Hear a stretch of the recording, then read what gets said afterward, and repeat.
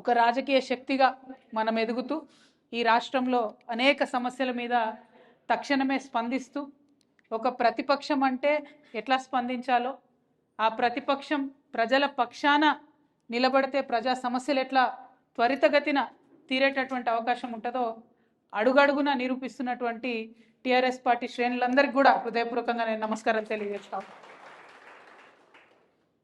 కార్మికులు మొత్తం దేశాన్ని కూడా నడిపించేటటువంటి రథచక్రాలు లాంటి వారని నేను బలంగా నమ్ముతా ఉన్నాను.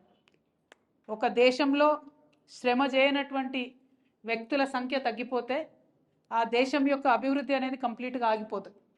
అట్లా అనేక దేశాలలో ఇప్పుడు ఎక్కడైతే వాళ్ళ పాపులేషన్ ఏజ్ ఓల్డ్ అయిపోయి పని చేయలేని పరిస్థితులలో ఉన్నారో, ఇదివరకు పెద్ద పెద్ద దేశాలుగా వెలుగొంది ప్రపంచాన్ని వెళ్ళినటువంటి దేశాలలో కూడా యువశక్తి లేకపోతే, శ్రమశక్తి లేకపోతే వెనుకబడిపోతూ ఉన్నారు అనేటటువంటిది వాస్తవం.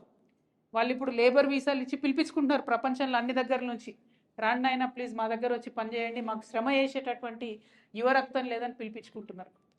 అదే మన దేశంలోనేమో అనేక మంది యువత ఉన్నారు, కానీ వారికి మనం వారు చదివినటువంటి చదువుకు తగ్గ జాబ్ ఇవ్వలేకపోతున్నాం, ఆ ఇచ్చినటువంటి జాబ్కి న్యాయం చేయలేకపోతాం.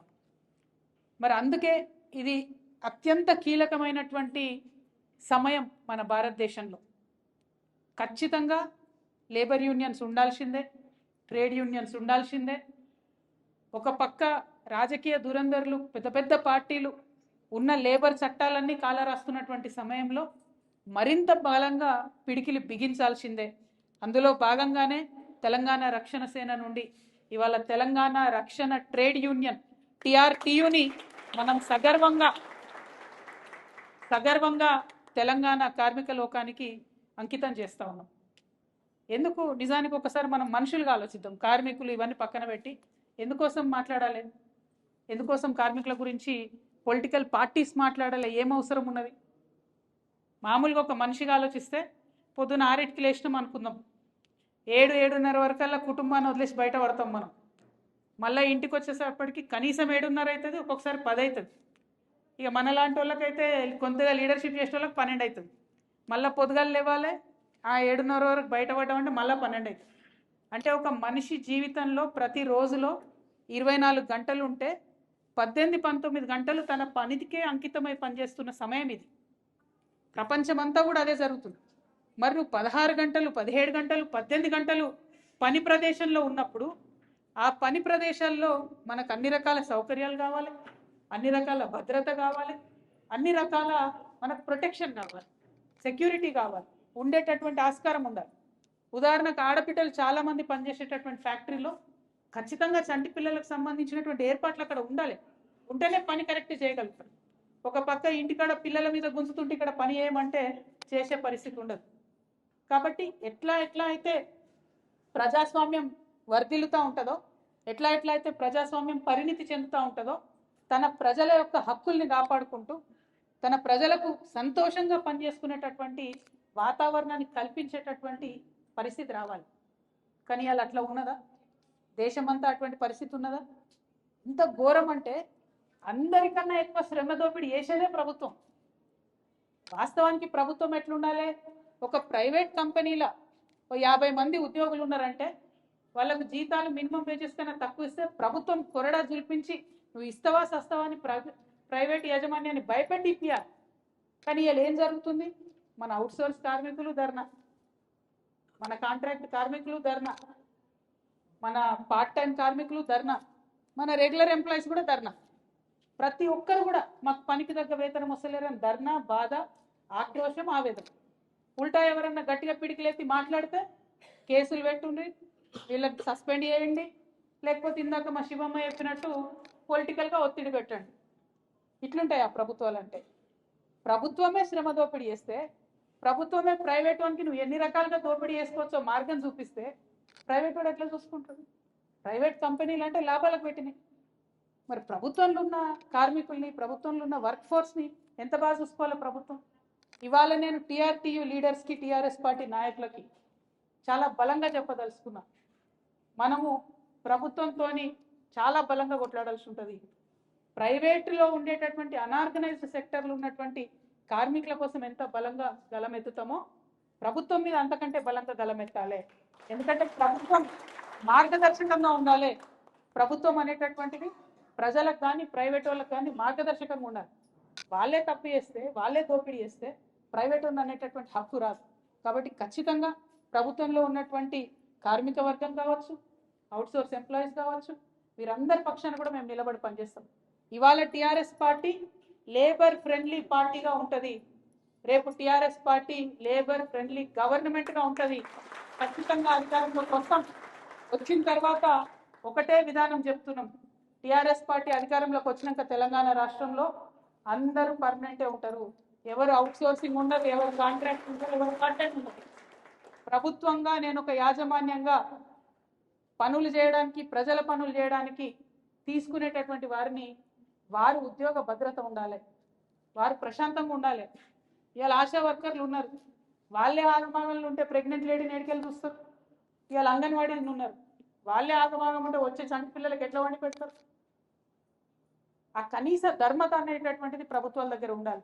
నేను అందుకే బలంగా డిక్లేర్ చేస్తున్నా, టీఆర్ఎస్ పార్టీ ఇవాళ లేబర్ ఫ్రెండ్లీ పార్టీగా ఉంటుంది, రేపు లేబర్ ఫ్రెండ్లీ గవర్నమెంట్గా కూడా ఉంటుందని మీకు తెలియజేస్తూ ఉంది.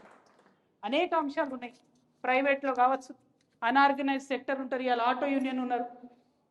వాళ్ళు పాపం ప్రభుత్వం అందరికీ ఎంప్లాయ్మెంట్ ఇవ్వలేదు కాబట్టి వాళ్ళు యువకులు ప్రభుత్వం మీద భారం వేయకుండా వాళ్ళంతటి వాళ్ళు ఆటో కొని నడుపుకుంటారు, జీవనాధారం కొనసాగించుకుంటారు. ఎంత ఘోరం అంటే ఆ ట్రాఫిక్ వాళ్ళు ఏదో పెద్ద టెర్రరిస్టులను పట్టుకున్నట్టు ఆడ దొంగసాటుగా ఉండి ఈ వీళ్ళకి సెల్ ఫోన్లో తీసుడు చలాన్లు పంపు. పాపం వాళ్ళు సంపాదించేది ఎంతనే, రోజుకి ఎంత సంపాదిస్తారు చెప్పు? వాళ్ళ మీద పడి 9,000, 10,000, 6,000 చలాన్లు వేస్తున్నారు. మళ్ళీ అది మామూలుగా కాదు, ఇంకా కొత్త హైదరాబాద్లో కూడా ఆటోలలో మీద చలాన్లు వేస్తున్నారట. వాళ్ళు 4 కానిస్టేబుల్, ట్రాఫిక్ వాళ్ళకి వీళ్ళు 4 అసిస్టెంట్లు, వాళ్ళు ఇట్లా దొంగసాటుగా దాచుకొని మొత్తం షూట్ చేసి వాళ్ళకి సాయంత్రానికి ఇంటికి చలాన్ని పంపిస్తున్నారు. నేను ఈ తమ్ముళ్ళు ఒక్కొక్కరు కష్టాలు చెప్తుంటే ఎంత బాధ అనిపిస్తుందంటే, ఏం అవసరం? ఓకే ట్రాఫిక్ వయలేషన్ ఇట్లా కాదు ఇట్లా పోండి అని చెప్పండి, రూల్ మీరు పాటించండి, కరెక్ట్ రూల్స్ పెట్టండి. ఎందుకు పాటించారు? అందరం పాటిస్తాం, అందరం చదువుకున్న పిల్లలే ఉన్నారు, ఇవాళ రేపు తెలియని వాళ్ళు ఎవరు లేరు. కానీ మామూలు హెరాస్మెంట్ లేదు. అంటే సెల్ఫ్ ఎంప్లాయ్మెంట్ చేసుకునే వాళ్ళ మీద కూడా హెరాస్మెంట్. ఏదో చిన్న కంపెనీ పెట్టుకుంటారు, భయంకరమైన హెరాస్మెంట్ వాళ్ళ మీద. అంతేగాని పెద్ద పెద్ద వాళ్ళ జోలికి పోరు. ఇందాక మా అన్న చెప్తుండే, అట్లనే బాబాసాహెబ్ అంబేద్కర్ గారు కూడా చెప్పిండ్రు, ఏ మనిషిదన్నా కూడా గుణం పరీక్ష పెట్టాలంటే ఏం చేయాలన్నట్టు అంటే వాళ్ళకి అధికారం ఇచ్చి చూడాలన్నట్టు. అధికారంలో ఉన్నప్పుడు వాళ్ళ యొక్క పెత్తనం నడిచినప్పుడు వాళ్ళు ఎవరి పక్షాన ఉన్నారు అన్న దాన్ని బట్టి వాళ్ళ నేచర్ ఎట్లాంటిదో తెలుస్తుంది. అన్న చెప్పిండు, గవర్నమెంట్లో ఉన్నప్పుడు అక్క ఎవరి పక్షాన ఉంటే అంటే పేద సాదాల పక్షానే ఉండే, ఎప్పుడు పెద్దోళ్ళ పక్షాన లేను నేను, ఎప్పుడు కార్పొరేట్ పక్షాన లేను. కంప్లీట్గా ఆనాటి నుండి ఈనాటి వరకు కూడా కార్మికుల పక్షాన్నే ఉన్నా, రేపటి నాడు కూడా నేను అట్లనే ఉంటాను. ఖచ్చితంగా కార్మికులకు మేలు జరగాలి, ఉద్యోగులకు మేలు జరగాలి, ఉపాధ్యాయులకు మేలు జరగాలి. ఎందుకంటే మీ దగ్గర మీరు ప్రశాంతంగా ఉంటే సమాజ వికాసం జరుగుతుంది. ఇవాళ టీచర్లు ప్రశాంతంగా ఉంటే పిల్లలు బాగుంటారు, ఇవాళ ఉద్యోగులు ప్రశాంతంగా ఉంటే ఫైళ్ళు తొందరగా క్లియర్ అవుతాయి. ఉద్యోగులు కస్సు పూసు అని కూడా కోపం ఉంటే మాకు డిఏ వస్తలేదు, మాకు పిఆర్సీ వస్తలేదని వాళ్ళ ఆగమాగంలు ఉంటే ఎవరైనా పేదలు పోతే వాళ్ళకి పనిచేయరు, ఇంకా గట్టిగా పోయి పని చేయంటే ఒక 10 రూపాయలు అడుగుతారు. అన్నిటికీ మూలం ఏంది అంటే వాళ్ళకి సరైన వేతనం ఇవ్వకపోవడం, సరైన గౌరవం ఇవ్వకపోవడం, ఇచ్చేది సమయానికి ఇవ్వకపోవడం, రావాల్సినటువంటి ఏవైతే బెనిఫిట్స్ ఉంటాయో అవి ఇవ్వకపోవడం, భద్రత లేకపోవడం. అంతేందుకు ఇప్పుడు ఈ భవన నిర్మాణ కార్మిక సంఘం ఉంది, అనేక మంది లక్షలాది మందికి ఎంప్లాయ్మెంట్ ఇస్తారు, వాళ్ళే వేసుకుంటారు 2 రూపాయలు, దానికి ప్రభుత్వం మ్యాచింగ్ గ్రాంట్ ఇస్తుంది. కానీ ఆ డబ్బు కూడా తీసుకుపోయి మొత్తం గవర్నమెంట్ వాడుకుంటుంది. మరి వీళ్ళకి ఎట్లా? టైంకి ఏదైనా అవసరం వస్తే ఎట్లా? దాని గురించి మాత్రం మాట్లాడట్లేదు, ఏ ప్రభుత్వాలు కూడా మాట్లాడట్లేదు. సో అన్ని రంగాలకు సంబంధించి కూడా చాలా డీటెయిల్డ్గా అవగాహనతో పనిచేయడానికి వందలాది కార్మిక సంఘాలందరూ కూడా అప్రోచ్ అవుతూ ఉన్నారు. వారందరితో కూడా మాట్లాడతాం. ఈ రంగం ఆ రంగం అని లేదు. ఐటీ ఎంప్లాయీస్ ఉన్నారు ఇవాళ. ఏంటి యూనియన్ అంటే ఏంటి? It is just a grouping of workers. We will have a union in IT and ITES sectors also, because IT is not above government supervision. They have a myth that they can remove employees at any time. No, that is not correct.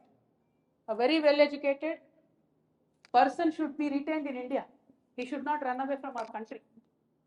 Because of the way government reacts, because of the way they are firing people left, right and center, and the way government is not coming to their rescue, today IT sector is in severe distress. ఎప్పుడు pink slip వస్తుందో, ఎప్పుడు ఉద్యోగంలోకి వెళ్ళి తీసేస్తారో అని 2 లక్షలు 3 లక్షలు సంపాదించే IT వాళ్ళు కూడా ఆగమాగం ఉంటే ఎట్లా? ఈ 2 లక్షలు 3 లక్షలు సంపాదించేటోళ్ళ ట్యాక్స్ ఏమో తింటుంది గవర్నమెంట్. మరి వాళ్ళకి ఒక ఫండ్ క్రియేట్ చేయాలి కదా. వాళ్ళని ఎప్పుడన్నా తీసేస్తే సడన్గా ఏమైనా ఇబ్బంది అయితే ఎట్లా అని ఆలోచించాలి కదా. మీ అందరికి ఐడియా ఉంటుంది, కరోనా టైంలో మొత్తం అందరూ ఐటీ వాళ్ళంతా పాపం పోతే మళ్ళీ రైతులు వాళ్ళ పేరెంట్స్ అన్నం పెట్టే పరిస్థితి వచ్చింది. ఇప్పుడు మళ్ళీ అట్లా వస్తుంది. ఏఐ వచ్చింది, పెద్ద ఎత్తున ఉద్యోగాలు పోతున్నాయి సాఫ్ట్వేర్ ఉన్న పిల్లలకి. మరి ప్రభుత్వం ఏం చేస్తుంది? ఆలోచించాలి కదా. ఇండియన్ గవర్నమెంట్ ఆలోచించాలి, మన గవర్నమెంట్ ఆలోచించాలి.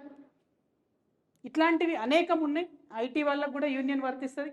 1926 భారతదేశంలో ఎప్పుడైతే ట్రేడ్ యూనియన్ యాక్ట్ వచ్చిందో ఆనాటి నుండి మనకు ఒక రక్షణ వచ్చింది. ఇవాళ శివమ్మ గారిని చాలామంది పొలిటికల్ ఒత్తిడి పెట్టిరు. రేపటి నాడు టీఆర్టీయూలో మెంబర్ ఉంటే ఒత్తిడి పెట్టే అవకాశం లేదు. ఎందుకంటే ట్రేడ్ యూనియన్ అంటే మనకు సెక్యూరిటీ, ట్రేడ్ యూనియన్ అంటే భద్రత. ట్రేడ్ యూనియన్ యాక్టివిటీ అనేది లీగల్, లెజిటిమేట్, రాజ్యాంగబద్ధంగా ఉన్నటువంటి హక్కు. మొన్నటికి మొన్న ఆశా వర్కర్లు ఉద్యమం చేసినప్పుడు ఒక ఆశా వర్కర్ని తీసేస్తామని బెదిరిస్తే నేనేం మాట్లాడలే, ఒకటే ఒక ట్వీట్ పెట్టిన, టచ్ చేసి చూడండి ఆశా వర్కర్ని, బాగుండదని చెప్పింది. రేపటి నాడు ప్రభుత్వ రంగంలో ఉన్నటువంటి వాళ్ళైనా, అనార్గనైజ్ సెక్టర్లో ఉన్నటువంటి ప్రైవేట్ ఎంప్లాయీస్ అయినా మన హక్కు అయినటువంటి యూనియన్ యాక్టివిటీస్లో పాల్గొన్నప్పుడు మిమ్మల్ని ఇబ్బంది పెట్టినా, హరాస్ చేసినా మేము ఊరుకోము. యావత్ టీఆర్ఎస్ పార్టీ మీకు అండగా నిలబడుతుంది. మీ ఉద్యోగానికి డోకా ఉండదు, ఎటువంటి అంశాల్లో కూడా మీకు ఇబ్బంది ఉండవు. పైగా కొట్లాడతాం, రాజ్యాంగబద్ధంగా కొట్లాడతాం, శాంతియుతంగా కొట్లాడతాం, మన యొక్క హక్కులన్నింటినీ కూడా సాధించుకుంటాం. పెద్ద పెద్ద ఉద్యోగాలు చేస్తున్నారు. నిన్న పాపం చాలా మంది పిల్లలు జీనోమ్ వ్యాలీలో ఫార్మా కంపెనీలో పనిచేసే పిల్లలు ఒకటేసారి 200 మందిని తీసేసారు. ఎందుకు తీసేసారు అంటే తెలుగు మాట్లాడేటోడు ఎవడుంటే వాళ్ళని తీసేయమన్నారట. వాళ్ళు మొత్తం వేరే వేరే రాష్ట్రాలు వచ్చిన వాళ్ళంతా ఉన్నారు, తెలుగు వచ్చే వాళ్ళు అందరూ తీసేసారు. మాట్లాడుతున్నాం ఇప్పుడు, అరే గట్లెట్లా తీసేస్తారంటే యూనియన్ లేదు, మను లేదు, ప్రొటెక్షన్ లేదు. సో ఖచ్చితంగా ప్రతి ఒక్కరికి కూడా మేము ఆ ప్రొటెక్షన్ ఇస్తాం. టీఆర్టీయూ అనేది అందుకే ఈ లోగోలో పిడికిలు ఉంది, మనందరి యొక్క సామూహిక శక్తిని చాటడానికి. ఆ పిడికిల్లో ఒకవైపు కలం ఉంది, ఇంకోవైపు పాన ఉంది. ఒకవైపు పెన్ను, ఇంకోవైపు పాన. అంటే మొత్తం ఉద్యోగులకైనా, ఉపాధ్యాయులకైనా, కార్మిక వర్గానికైనా, ఆర్గనైజ్డ్ అయినా, అన్ఆర్గనైజ్డ్ అయినా, ప్రభుత్వ రంగాల్లో పనిచేసే వాళ్ళకైనా, ప్రైవేట్ రంగంలో పనిచేసే వాళ్ళకైనా అందరి కోసం పనిచేయడానికే టీఆర్టీయూ ఉంది. కాబట్టి తెలంగాణ రక్షణ ట్రేడ్ యూనియన్ కార్మిక లోకానికి ఒక రక్షణ కవచంగా పనిచేస్తుందని, చెయ్యాలని, దానికోసం ఇక్కడ ఉన్నటువంటి నాయకత్వం అంతా కూడా బలంగా శ్రమించాలని చెప్పి కోరుతూ మీ అందరి దగ్గర నేను సెలవు తీసుకుంటున్నాను. Thank you. జై తెలంగాణ, జై తెలంగాణ. టీఆర్టీయూ, జై తెలంగాణ.